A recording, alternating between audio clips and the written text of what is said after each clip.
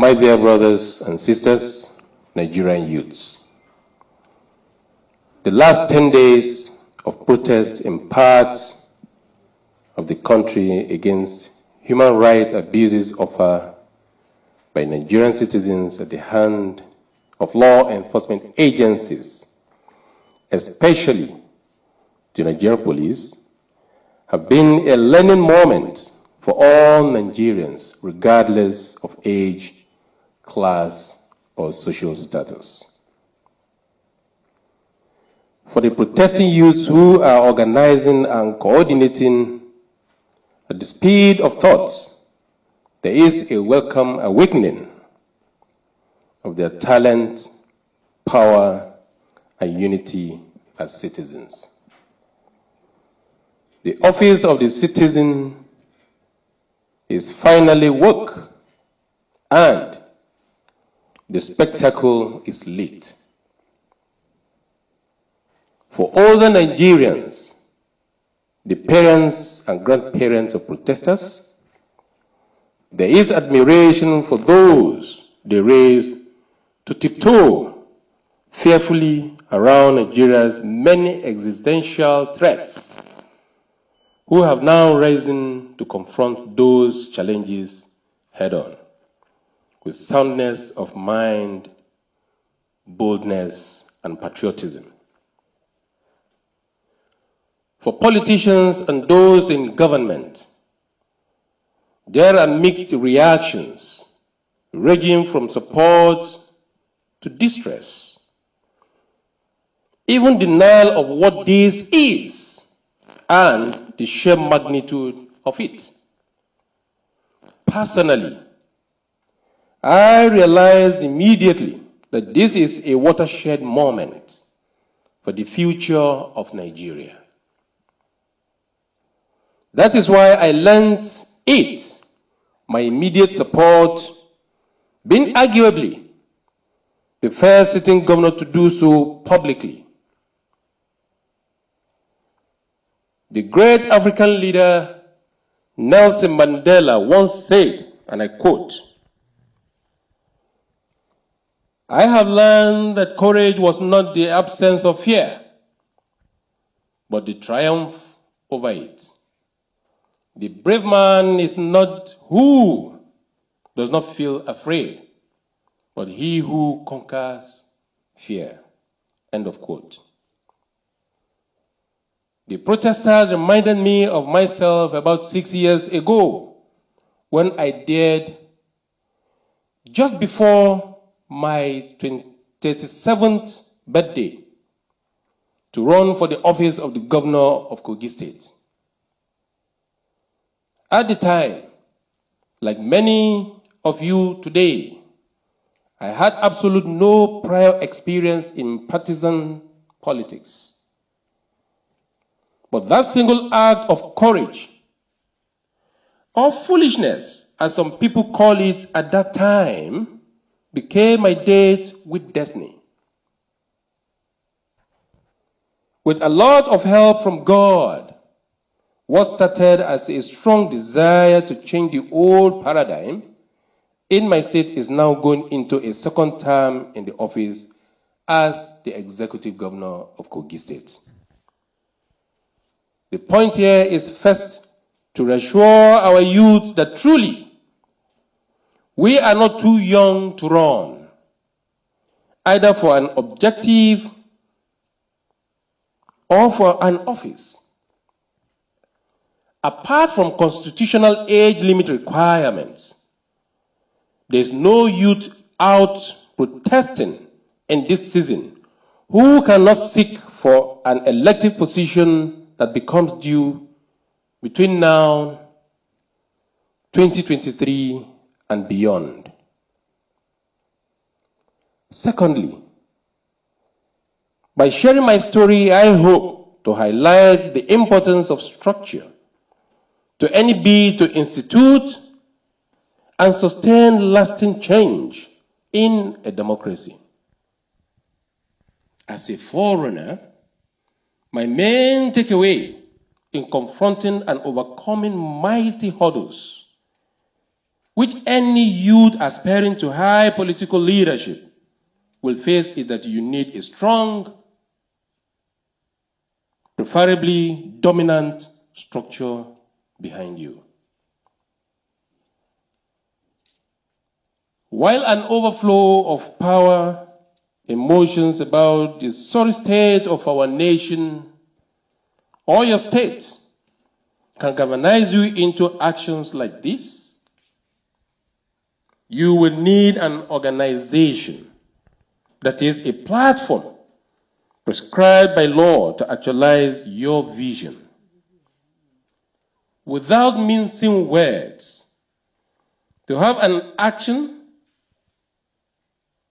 or any chance of acquiring leadership lawfully in a democratic society, you need a found, strong, or growing a political party or join an existing one.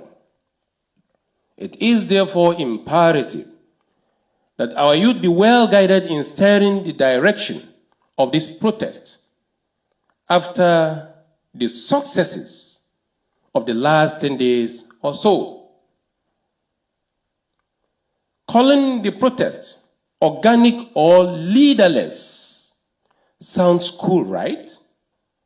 But I know you did not start them merely be cool. As they spread to more and more locations across Nigeria, also bear in mind that you will soon need more than exuberance or even outreach to sustain them. You are at a point where you will need to have the courage of your convictions and to be able to stand alone if necessary. That is the starting point of all leadership and a recurring decimal in any art of leading people. I've had cause to show those traits times and again during the course of my leadership. For instance,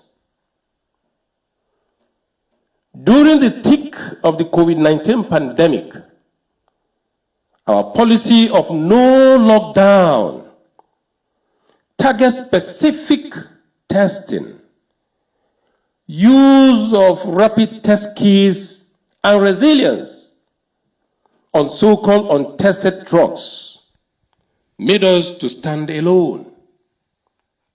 Strangely enough, some of those drugs have been in use since the 1940s, and nobody has ever deemed them dangerous for the populace until COVID-19 came. Our stand earned us plenty of attacks then. Today, however, practically all of our protocols have become mainstream measures in use by even regulators themselves. Our feeling of vindication when we are now praised by our foresight is nothing compared to our gratitude that God help us to keep our people and their livelihoods safe. In like manner, the real leaders and spokespersons of those protesters must also begin to show face now to enable government at all levels know who to interface with.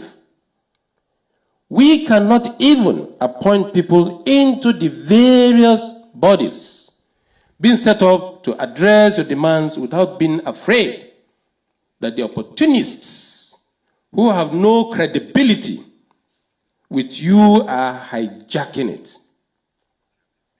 May I therefore request that the protesters give us people to engage with, especially on the timeliest schedule for calling it a day which accommodates all reasonable demands.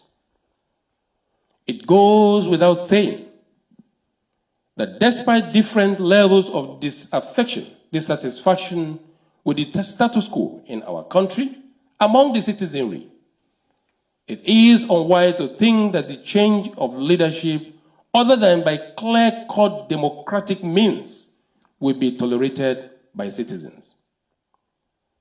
Those interested in Mr. President's seat must wait for 2023, and when it is finally up for grabs, they must present themselves to the Nigerian electorate, duly nominated as flag bearers for the party of their choice.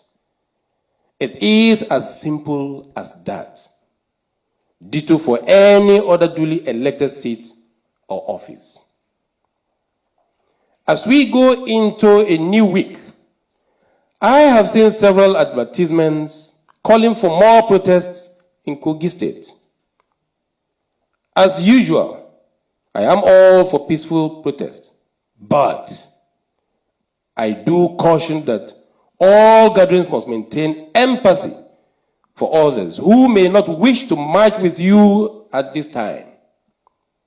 In particular, given our unique position as the gateway to the north and south of the country, I must demand respect for the rights of road users. People cannot be emerging from months of lockdown, be in the process of trying to rebuild their lives, only to throw back into extended lockdowns again by barricades set up by protesters on public thoroughfares. We are making these cautionary statements at this time as a responsible government, which is key into and even quite ahead of the national response to your demands. We will not tolerate inputting early warnings. We will not relent in putting in early warnings system to detect and sustainable safeguard for checkmating abuses against the human rights of citizens, especially the youths, by law enforcement agencies. At the same time, we are committed to making the work easier for our police and other law enforcement agencies by providing them with training in modern policy and policing, professional therapy, counseling, and supply. Making Nigeria great is a task which belongs to all of us. I leave you with this quote. Those who seek to improve our country through peaceful protests and protected speech, I want you to know that your voice is important. Do not be discouraged by those who use your lawful actions as a cover for their heinous violence. We will continue to safeguard your constitutional rights and to work with you in the difficult missions of building a better nation and brighter future. End of quote. Loretta Lynch, 83rd Attorney General of the United States of America. While we want the reform of the police and end to the police brutality, the Nigerian youths are jointly making a stand against anyone out to use this advocacy for their selfish interests. To this end, my dear brothers and sisters, on the 21st Wednesday, October 2020, I, Alhaji Yahaya Bello, the Executive Governor of Kogi State, will be leading the Kogi youths and Nigerians in support of President Muhammadu Buhari-led administration and to make more of a single demand. Dear Mr. President, give us power. Dear Mr. President, give us electricity. When we have electricity, our youths, our women will mind their business. They will care less about what happens in government. There will be less of criminality. there will be less of kidnapping and all other forms of violence. Their president, President Muhammadu Buhari, our father, very compassionate. You did ask these questions severally. That $16 billion was spent on power. Where is the power? It goes to say that 16 billion has been siphoned into pockets of microscopic few. Their president, on behalf of Kogi youths and indeed the youths of Nigeria, we are asking you to immediately recover the $16 billion. $16 billion at the exchange rate of 450 naira to the dollar is over 7 trillion naira. Over 7 trillion naira, which is more than half of the year 2021 appropriation bill presented before the National Assembly. These funds are in the hands of few. They are being used to misguide we, the youths today in Nigeria. We believe you, we trust you. We know you have the interest of this country at heart. Those youths out there are professionals, chartered accountants, engineers, doctors, chartered auditors. I will help you to draw up a roadmap where those youths will be engaged in unraveling and unearthing where this 16 billion naira is. Let's make it a priority. If we recover this $16 billion and channel it towards ensuring that there's power in Nigeria, no one single youth or women will be on the street again. My dear brothers and sisters, I admonish you. It is time to go home. It is time to go home. It is time to allow road users go about their normal businesses. It is time to allow government attend to your demands. We are in this together. We should not allow the very microscopic few, the fifth columnists within government today, from top at federal level, state level, or every other level, to misguide us, to sell a dummy for us all in the name of end SARS and perpetrate other interests. My dear brothers, we know one of the effects of this so-called lockdown against coronavirus is what we are seeing today. We have witnessed it in the United States of America, United Kingdom, and elsewhere. They were able to control theirs, and today they have a peaceful society. We know surely that the lockdown occasioned the lockdown of schools. We know surely that a lot of livelihoods has been lost. And we all know that idle minds is the devil's workshop. Just a while ago, I read in one of the online news media that about 3 women, young girls, were raped in Benin, Edo State. prison were brick. Criminals were let loose. My dear brothers and sisters, this is not what we intend to achieve.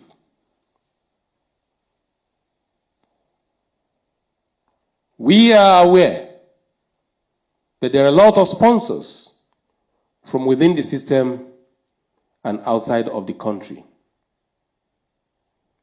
We cannot afford the situation that are existing currently in Syria, in Iraq, in Libya, and a host of other countries. Even our brothers in Liberia are still feeling the bad impact of uprising. History will judge me wrong and will be harsh to me if I sit idle by and say nothing and do nothing. We will not allow this democracy to be truncated. We know there are few who felt that our common patrimony should go to them alone. And if that will not happen, they are ready to end Nigeria. We will not allow them that opportunity. We will not allow the bitter past and unkind history to repeat itself. 1966 is a bitter history. We will not allow it to repeat itself again in Nigeria. We will not allow this uprising, legitimate demand, to snowball into crisis where we will face a situation of anarchy and invite men in the uniform to take over. We will not allow that.